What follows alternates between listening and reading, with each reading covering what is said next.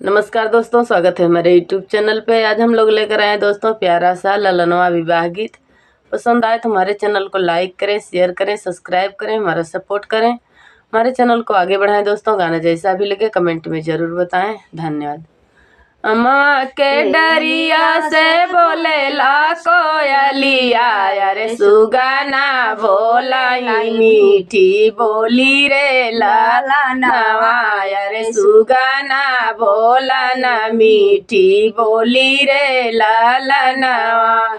पापा के गोदिया होई के बोला ना दुल्हे रामा, पापा रची देत हमारो बियाह रे लाला नवा, अरे रची देता हमारो बियाह रे लाला नवा।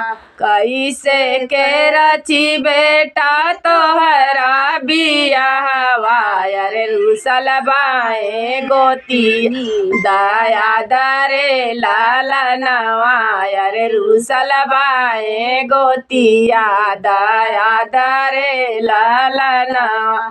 रुसला दाया दवा मनाया मोरे पापा, अरे बिना गोती का ईसन बियाह रे लाला नवा, अरे बिना गोती का ईसन बियाह रे लाला नवा।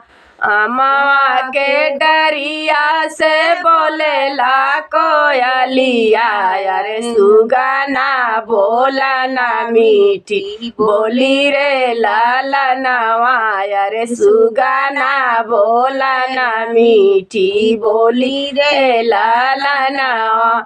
चाचा के गोदिया होई के बोला ना दुल्हे रामा, चाचा रची देता हमारो बियाह रे लाला नवा, अरे चाचा रची देता हमारो बियाह रे लाला नवा। कैसे के रची बेटा तोहरा बियाहवा, अरे रुसल बाए गोतिया दाया दरे लाला नवा, अरे रुसल बाया गोतिया दाया दरे लाला नवा।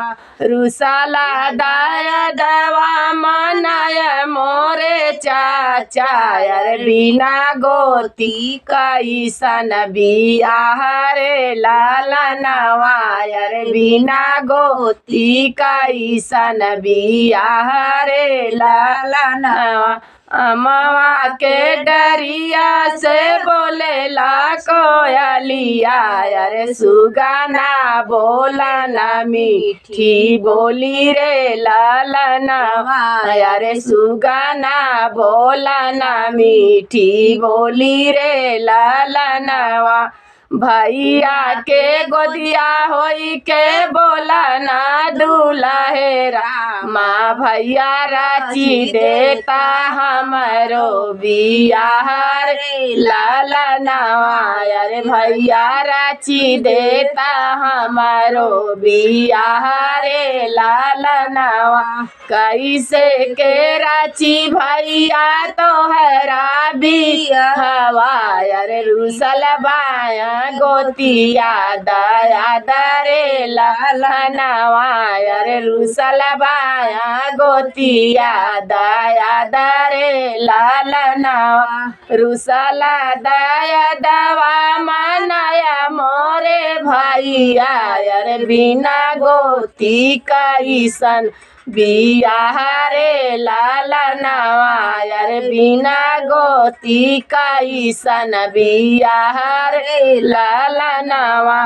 धन्यवाद दोस्तों, गाना जैसा भी लगे कमेंट में ज़रूर बताना।